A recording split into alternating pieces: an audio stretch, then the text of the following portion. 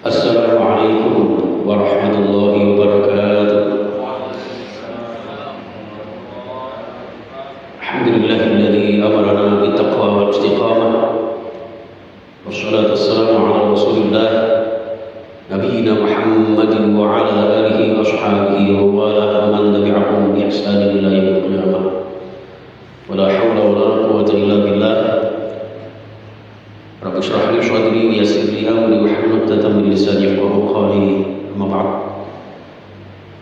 Ta'mir Masjid Darussalam dan seluruh jamaah Masjid Darussalam serta para pendengar di Radio Darussalam yang senantiasa dimuliakan Allah Subhanahu wa taala, bahagia dunia akhirat kita, insyaallah sehat walafiat sekeluarga. Teman sekalian, patut kiranya saya bersyukur ibarat sebuah pantun itu tali benang untuk bersulam, kain mewah untuk hiasan. Sekian kali saya datang di Darussalam, mudah-mudahan jamaah tidak bosan. Karena sama-sama niat kita silaturahmi, saling sharing, meningkatkan kualitas iman kita, menyempurnakan Islam kita, menghantarkan pribadi-pribadi muslim teladan dan mempesona, berakhlak mulia yang menjadi figur bagi umat-umat lainnya, dan insya Allah panjenengan semuanya ahli surga. Jamaah sekalian rahimakumullah, pada pertemuan yang lalu episode kita adalah ending ibadah Ramadan adalah takwa Allah. Sekarang tinggal kita mentraining diri kita dengan training yang luar biasa, yaitu istiqomah di dalam takwa. Takwa wal istiqomah. Jadi di dalam surah Fussilat ayat 30, innal ladzina qalu rabbuna Allah tsumma istaqamu. Sesungguhnya orang-orang yang mengatakan Tuhan kami Allah, beberapa tafsir menyampaikan yang dimaksud ayat ini adalah orang yang sudah mengatakan Tuhan kami Allah, berarti orang-orang yang sami'na wa ata'na terhadap syariat Allah. Termasuk kita disuruh berpuasa, kita disuruh ibadah di bulan suci Ramadan, berlapar dahaga dan sebagainya. Sampai-sampai imamnya saja Ustadz Syahroni itu kalau pakai sin itu Syahroni, karipan 2 kali. Ya, karipan itu apa di sini ya? Kurang tidur ya, kurang tidur 2 kali. Siang nggak tidur, malam nggak tidur. Betapa kasihan istrinya ya. Ada Bu Syahroni di sini? Oh tidak ada, aman ya. Alhamdulillah. Kemudian muazzinnya Pak siapa Pak? Hah? Syafi'i, itu mudah-mudahan dapat syafaat Nabi. Dan ketua yayasannya Bapak Muhammad Idris. Di Indonesia itu hanya di sini Bapak Ibu. Ketua yayasannya langsung mengambil 2 nama Nabi, Muhammad Idris, nanti ditambahi dengan Musa, Sulaiman dan sebagainya. Dan Nabi Idris itu Nabi yang paling cerdik ketika menyikapi firman Allah, kullu nafsin dha'iqatul maut. Karena dha'iqah itu kan dalam bahasa Jawa itu ngicipi ya. Ngicipi itu apa itu ya? Merasakan sedikit ya. Iya. Berarti pada dasarnya kan setelah ngicipi ya udah nanti hidup lagi. Sehingga setelah dicabut oleh Israel itu dia katanya kan ngicipi. Kalau gitu kembalikan lagi dong nyawa saya. Sehingga Allah alam sekarang posisi berada di langit keberapa begitu ketika berjumpa dengan Rasulullah dalam Isra Mi'raj beliau. Kemudian juga apalagi ini ya, namanya aja Darussalam ya, rumah keselamatan, selamat di dunia, selamat di akhirat kita. Amin ya rabbal alamin. Yang menghantarkan saya ke sana kemari Pak Syarif, itu orang yang mudah-mudahan membawa kita menjadi orang-orang yang mulia. Mulia kita dengan apa? Dengan takwa Allah. Takwa yang bagaimana? Takwa yang istiqomah. Nah sekarang kiat-kiat khusus bagaimana agar kita senantiasa bertakwa.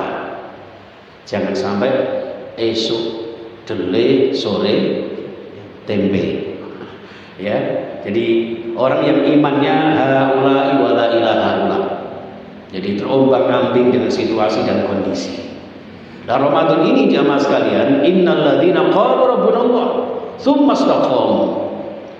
Jadi kalau sudah berhasil menundukkan nafsu kita, maka tinggal kita bagaimana berupaya agar istiqomah di dalam takwa Allah.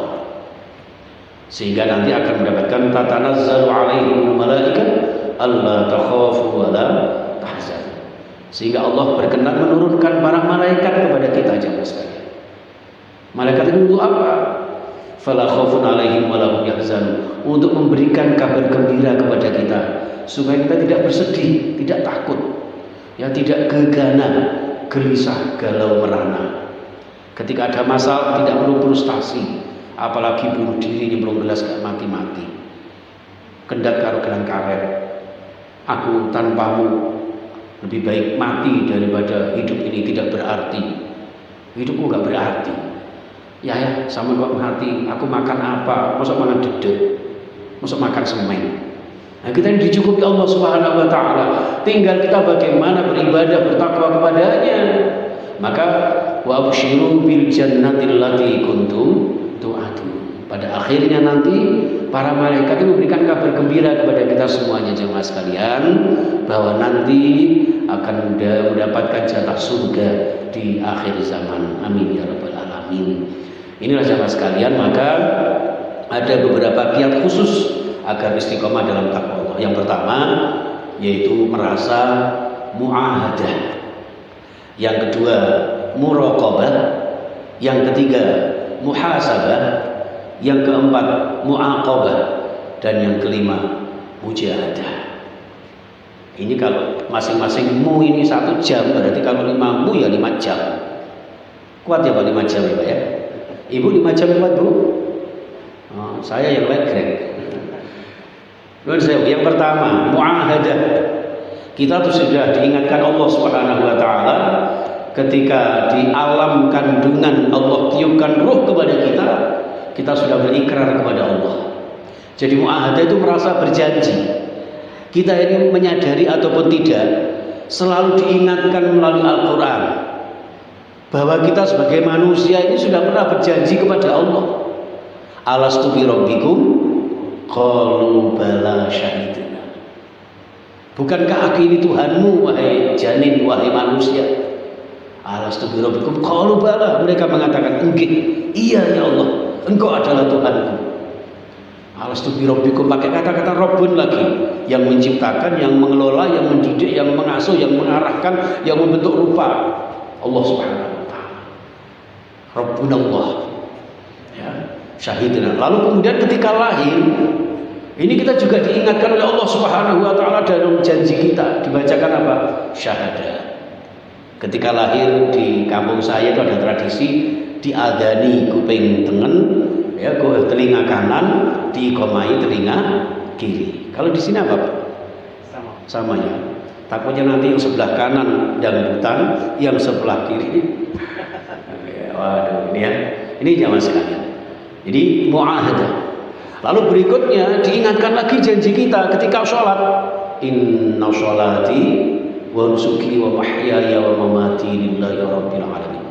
Bahkan sebelum itu kita dianjurkan untuk mengangkat kedua tangan. Ketika takbiratul ihram, ya, ketika gerakan-gerakan tertentu. Ini merupakan bentuk pasrah, semarah, tawakal ala Allah. Janji kita setia kepada Allah Subhanahu wa taala. Ya Allah, sesungguhnya sholatku, ibadahku, hidup matiku milikmu ya Allah. Lillahi rabbil alamin. La syarikalah. Ya, janji kita la syarikalah. Tidak ada sekutu bagi Allah Subhanahu wa taala. Itu jamaah sekalian. Tidak ada yang namanya cinta ditolak dukun bertinggal. Tidak ada. Kenapa? Karena Tuhan kita Allah Subhanahu wa taala. Diingatkan oleh Allah Subhanahu wa taala, inna sholati. Bahkan di dalam bersedekap kita menggambarkan gambaran hidup mati kita. Hidup mati kita bahkan ketika kita meninggal nanti akan disedekapkan oleh sanak keluarga kita. Enggak ada daya upaya, la haula wala quwata illa billah. Itu jamaah sekalian.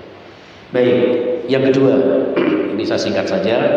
Ini biasanya kajian ini Bapak Ibu, ya, masing-masing poin ini dalam kuliah insyaallah 5 5 pertemuan. Jadi nanti kalau sudah 5 pertemuan berarti hari ini kan terakhir ya Pak ya, saya di sini ya. Monggo nanti diperpanjang, kalau perlu sepanjang zaman. Oh, minta ijazah. Jamaah sekalian, yang kedua, merasa mu'aqabah, ya, merasa diawasi oleh Allah Subhanahu wa taala. Hidup ini tidak ada satu pun, sedetik pun yang terlewati dari pengawasan Allah Subhanahu wa taala.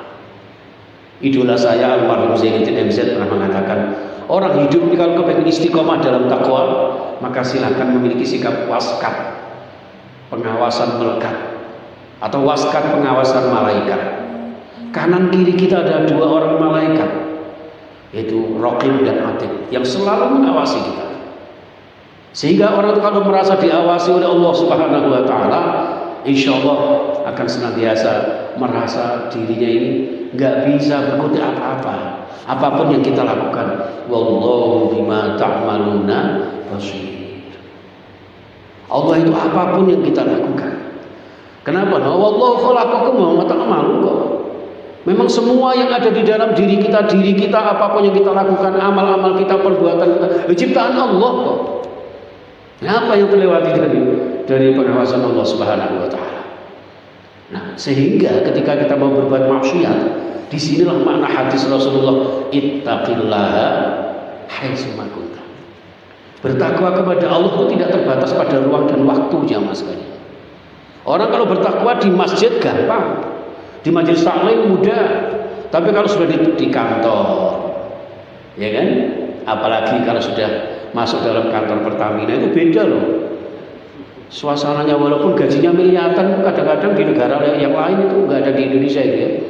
Itu Pertamina yang ada di Amerika itu masih ada yang campur-campur kayak gitu itu.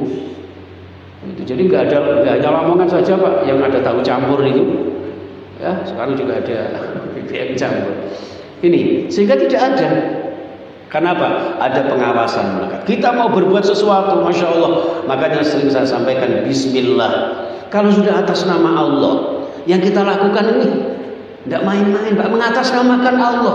Allah ridha enggak? Kalau sudah kita Allahu Akbar beginikan, ini transformasi nilai kekuasaan Allah, pengawasan Allah Subhanahu wa taala. Ini jemaah sekalian, rahimakumullah. Sehingga apa yang kita lakukan selalu mawas diri dan hati-hati. Cara bahasa Jawanya eling tur waspada. Sehingga ojo adigang adikum adikuno. Ojo dumek. Wis mbuh bahasa apa iki karo. Seperti itu jemaah sekalian. Ya, sehingga merasa diawasi Allah Subhanahu wa taala. Ini jemaah sekalian rahimah. Yang ketiga, adanya takwa supaya istiqomah adalah tentu muhasabah. Hasibu anfusakum qabla an tuhasabu. Jadi sebelum kita nanti dihisab oleh Allah Subhanahu wa taala, kita hisab diri kita. Sejauh ini sudah kesekian hari, ini kalau nggak salah Ramadan yang ke-27 ya, ya. Keberapa ini, Sob? Sampai lali ngitung, soalnya keburu-buru hari raya ini. Sudah kesekian hari kita berpuasa, kita beramal ibadah Ramadan. Sudahkah kita rasakan manisnya iman dalam kehidupan? Atau hanya biasa-biasa saja? Sudah sekian banyak amal apa yang kita lakukan sehingga nanti ketika Syawal datang, Syawal bermakna peningkatan. Sudah meningkatkah atau stagnan iman kita? Biasa-biasa saja atau luar biasa ibadah kita? Adanya Ramadan adalah mendidik kita agar nanti lebih baik lagi daripada kemarin. Rasulullah bersabda, "Man kana yaumuhu khairan min amsihi fa huwa rabihun." Barang siapa yang hari ini, saat ini, tahun ini lebih baik daripada kemarin, dialah orang yang beruntung. Kalau hari ini mangkana yaumuhu misra amsihi, sama saja dengan kemarin, fahuwa khasirun, rugi. Dan celakalah kata Rasulullah, mangkana yaumuhu syarram min amsihi, justru lebih buruk daripada kemarin. Maka Ramadan ini kita dianjurkan untuk bertadarus Al-Quran agar sejauh mana kita selama ini memedomani Al-Quran, way of life kita dengan Al-Quran, atau Al-Quran hanya sekedar lipstik, hanya sekedar bacaan saja. Tulisan Al-Quran hanya sebatas kaligrafi. Bahkan di kampung saya, Ustaz, ada yang modelnya itu kaligrafi ayat kursi dipajang di depan pintu. Untuk apa? Untuk mengusir setan. Setannya jawab, sesama setan dilarang saling mengusir. Kenapa? Untuk ditakuti setan, istiqomah di dalam iman, pahami Al-Quran. Makanya sering saya matur, di Jawa itu ada tradisi wayang, nggak tahu di sini. Ada juga Pak, wayang. Wayang itu wahyu Al-Quran, wahyu Tuhan. Makanya dalang itu konsep ketuhanan. Ya. Sehebat apapun, seperkasa apapun Sena Werkudara, kalau dalang belum waktunya mengeluarkan dari kotak, terus di dalam kotak. Seburuk apapun Petruk Bagong, kalau sudah dalam waktunya mengeluarkan, jadi raja. Sehingga apa? Ketika barangkali calon kita kalah, ya, ini kayaknya yang sama-sama jamaah yang calonnya kalah ini kayaknya. ya sudahlah. Ya ternyata memang ini kan apa ya, yang menang baru ini yang model oke gas gitu kan. Ya sudah, ini masa Allah yang menentukan semua. Kita hanya berusaha. Al-insan bitakhyir wallahu bitaqdir. Seperti itu jemaah sekalian. Sehingga aman hati ini, tenang seperti itu. Ini maka yang pertama muahadah, yang kedua muaqabah, yang ketiga muhasabah. Nanti hari demi hari di bulan suci ini usahakan semakin lama semakin memperbaiki diri, menata hati. Inna fil jasadi mudghah, idza salahat salaha sa'iru amali wa idza fasadat sa'iru amali. Jadi ada kapilator di dalam diri kita. Nek kapilator ini baik, maka semua amal-amal kita akan menjadi baik. Masya Allah. Nah, jamaah sekalian rahimahullah, dijaga hati kita, muhasabah ketakwaan kita agar istiqomah di dalam hidup kita. Kemudian yang keempat ya Pak ya, keempat adanya muaqabah. Muaqabah itu harus memberi sanksi terhadap diri sendiri Pak. Jadi kalau kita muhasabah, misalnya hari ini saya kok tidak jamaah subuh ya, ini merasa bersalah Pak. Ya, merasa bersalah, lalu diberikan muaqabah, diberikan sanksi. Hari ini saya lalai membaca Al-Quran, harusnya one day one juz. Kalau ibu-ibu bapak-bapak beri sudah berapa juz ini? Ibu berapa juz Bu? Oh 3 ya, juz jambu, juz apokat, juz mangga. Ya, jadi misalnya hari ini biasanya kita ngaji 1 juz, ternyata kita terlena dengan keperluan dunia, maka harus dikasih sanksi, besok harus 2 juz. Afwan, antum panjenengan mungkin ingat sejarahnya, ceritanya Sayyidina Umar bin Khattab. Ketinggalan 1 kali sholat jamaah Bapak. Ada yang mengatakan jamaah zuhur, wakilah jamaah asar. Ya, ketinggalan 1 kali jamaah Pak. Gara-gara apa? Beliau sibuk menengok kebun kurmanya. Itu pun gara-gara ketinggalan itu, langsung Pak, kebun kurma yang membuat dia tidak berjamaah tadi langsung diwakafkan Pak. Sama dengan orang sini ya Pak ya. Nanti kalau jangan ketinggalan sholat subuh gara-gara ketiduran di rumah, rumahnya wakafkan untuk lembaga pendidikan. Nanti kalau gara-gara tanahnya wakafkan, semua wakafkan, sehingga jangan dijamin keleleran.